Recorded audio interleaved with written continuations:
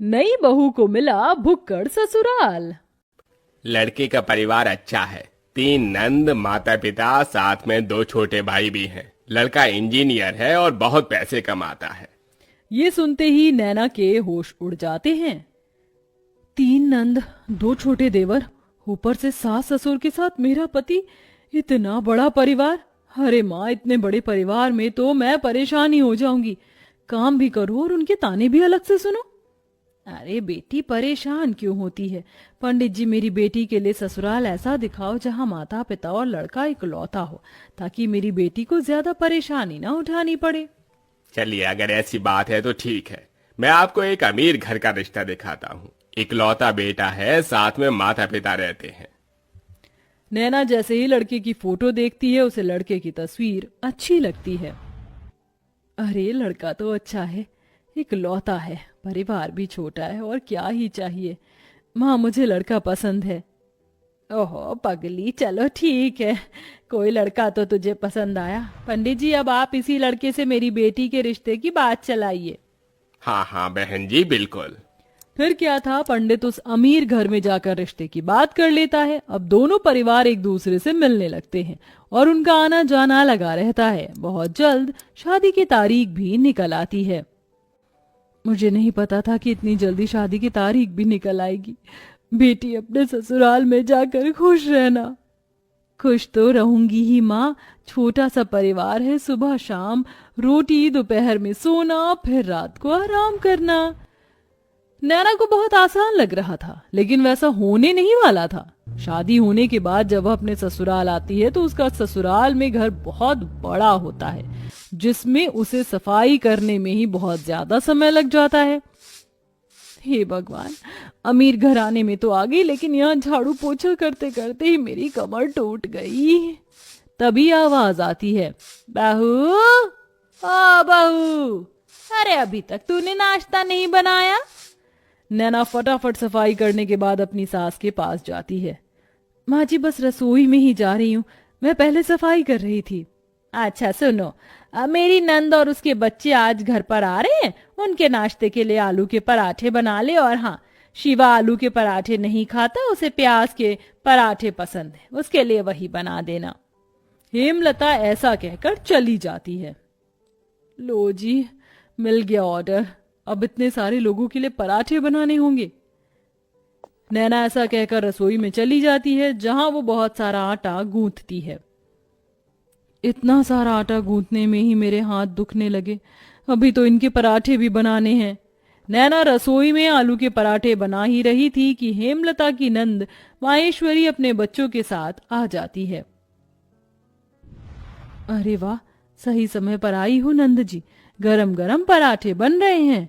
बहू, चलो नाश्ते की टेबल पर ही बैठते हैं, वहीं पर बातें करेंगे। हेमलता पूरे परिवार के साथ नाश्ते की टेबल पर बैठ जाती है, जिसके बाद रसोई से नाश्ते की टेबल का सफर करते हुए नैना बहुत थक जाती है। हे भगवान, नाश्ते की टेबल पर आने आने में ही मेरी फिरकनी बन गई। मैंने तो छोटा सा परिवार समझकर इस घर में शादी की थी, यहाँ तो सबकी अलग ही फरमाइश चलती है। तभी नैना के पति शिवा की आवाज आती है। अरे नैना, मेरे प्याज के पराठे नहीं बनाए तुमने? अभी लाती हूँ जी। नैना प्याज के पराठे बनाकर अपने पति के लिए नाश्ते की टेबल पर लेकर आती है। ये लीजिए प्याज के पराठे।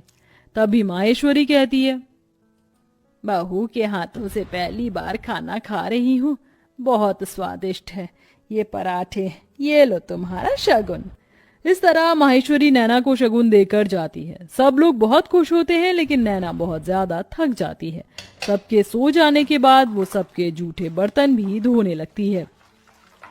आज तो पूरा दिन हो गया, मुझे लेटने का समय ही नहीं मिला। नैना बर्तन धोने के बाद अपने कमरे में जाने ही वाली थी कि तभी उसके ससुर उसे कॉफी बनाने के लिए कह देते हैं। अरे सुनो बहू, जरा 1 कप कॉफी बना देना। अभी बनाकर लाती हूँ पिताजी। नैना दोबारा रसोई में जाती है और कॉफी बनाकर अपने ससुर जी के लिए लेकर आती है। आखिरकार उसे थोड़ी देर के लिए अपनी कमर सीधी करने को मिल जाती है, लेकिन फिर शाम की अलग फरमाइश शुरू हो जाती है। बहू, शाम के खाने में वेज बिरयानी, शाही कोरमा और चावल बना लेना। फिर से कोई आ रहा है क्या माँ जी घर पर?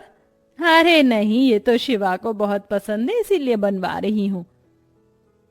ठीक है माँ जी। अब शाम का खाना बनाने के लिए नैना फिर से रसोई में जाती है और खाना बनाते हुए खुद से ही कहती है, हे भगवान, कैसा परिवार मिला है मुझे। सुबह शाम मेरे ससुराल वालों को शाही पकवान ही चाहिए होते हैं और इतने भुक्कड़ लोग हैं कि इन्हें हर थोड़ी देर में भूख लग जाती है। डिनर में इतना हैवी खाना कौन खाता है? मैं तो बेकार ही फंस गई इस घर में आकर। नैना ऐसा खुद से बोलते हुए खाना बनाती रहती है। उसे रसोई में बहुत गर्मी भी लगती है, लेकिन फिर भी वह खाना बनाती है। खाना तो बहू बहुत स्वादिष्ट लग रहा है, खुशबू से पता चल रहा है। हाँ हाँ, मेरी मेहनत जो लगी है, स्वादिष्ट तो होगा ही। नैना भी खाने की टेबल पर बैठकर खाना खाने ही वाली थी कि तभी किसी के आने की दस्तक होती है। हेलो गाइस, मेरे बिना ही खाना खा रहे हो? अरे बेटा चिराग, तुम यहाँ विदेश से कब लौटे? मेरे साथ मेरे कुछ दोस्त भी घर पर आए हैं। आज ही हम ऑस्ट्रेलिया से इंडिया आए हैं। कितने दिनों बाद तुझे देख रहा हूँ नैना। ये मेरे ताऊजी का लड़का है, विदेश पढ़ने चला गया था बचपन में। मेरा जिगरी यार यही है। जाओ नैना, इन सब के लिए भी खाना परोस कर ले आओ। अगर रोटी कम हो तो और बना लेना। हेमलता ऐसा कहकर बेचारी नैना को फिर से रसोई में भेज देती है। नैना को खाने के साथ दोबारा से रोटियां भी बनानी पड़ती हैं और वो बहुत ज्यादा थक जाती है। सबको खाना खिलाते हुए उसी के लिए खाना नहीं बचता। ये लो, बस यही रह गया था, मेरे लिए थोड़ा भी खाना नहीं बचा। कैसे भुक्कड़ लोग हैं, एक बार भी मेरे बारे में नहीं सोचते हैं। नैना को बहुत बुरा लगता है। वो अपने कमरे में सोने चली जाती है। इसी तरह जब भी वह कुछ बनाया करती तो सारा खाना उसके ससुराल वाले ही खा जाते हैं और उसके लिए कुछ नहीं बचता। ऊपर से घर में मेहमानों का आना जाना लगा ही रहता है, जिसके चलते एक दिन नैना की बहुत ज्यादा तबीयत खराब हो जाती है। इनके शरीर में बहुत ज्यादा थकावट है। लगता है काफी दिनों से जरा भी आराम नहीं मिला है, इसलिए शरीर में कमजोरी हो गई है। ये मैंने दवाइयां दे दी हैं, बस आप इन्हें थोड़ा आराम करने दीजिए, जल्दी ही ठीक हो जाएंगी। डॉक्टर की ये बात सुनने के बाद हेमलता को अपनी गलती का एहसास होता है और वह अपनी बहू के पास जाकर उससे कहती है, जब से तुम इस घर के अंदर आई हो, सारे काम तुम ही देख रही हो। मैंने तो कोई काम नहीं किया है और ये भी नहीं सोचा कि तुम कितनी थक जाती होगी। मुझे माफ कर देना बहू, लेकिन आज से मैं भी तुम्हारी मदद करवाया करूंगी। माँ जी, आपको माफी मांगने की जरूरत नहीं है। मैं इस घर की बहू हूँ और घर की जिम्मेदारी समझना मेरा फर्ज है। नैना इतना कह रही थी कि तभी घर पर उसकी तबीयत के बारे में सुनते ही ताई जी, मौसी जी, बुआ जी सब आ जाती हैं उसकी देखरेख के लिए। हमारे रहते बहू को एक भी काम करने की जरूरत नहीं पड़ेगी। अरे बुआ ताई जी हैं ना, और मौसी जी भी हैं, हम सब मिलकर सारे काम कर लेंगे। इस तरह सब लोग नैना की बहुत अच्छे से देखरेख करते हैं। नैना को इससे ये समझ आता है कि रिश्तेदारों का आना जाना अच्छा होता है और सबके साथ प्यार प्रेम से रहना भी बहुत जरूरी है। जैसे ही वो ठीक हो जाती है, वो पहले की तरह फिर से घर की सारी जिम्मेदारियां खुद उठा लेती है। चलिए, आप सभी आज खाने की टेबल पर बैठिए। अब मेरी तबीयत बिल्कुल ठीक है। मैं आप सभी के लिए आपकी पसंद का खाना बनाऊंगी। नैना ऐसा कहकर रसोई में चली जाती है। पीछे से हेमलता आती है।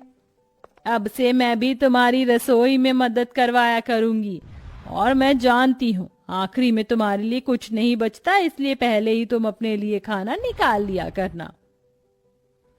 ये सुनते ही नैना को बहुत खुशी होती है और उसे अपनी माँ की याद आ जाती है, जिसकी वजह से उसकी आंखें भर आती हैं। अरे ये क्या बहू, तू रोने क्यों लगी? बस आज आपकी बातें सुनकर मुझे अपनी माँ की याद आ गई।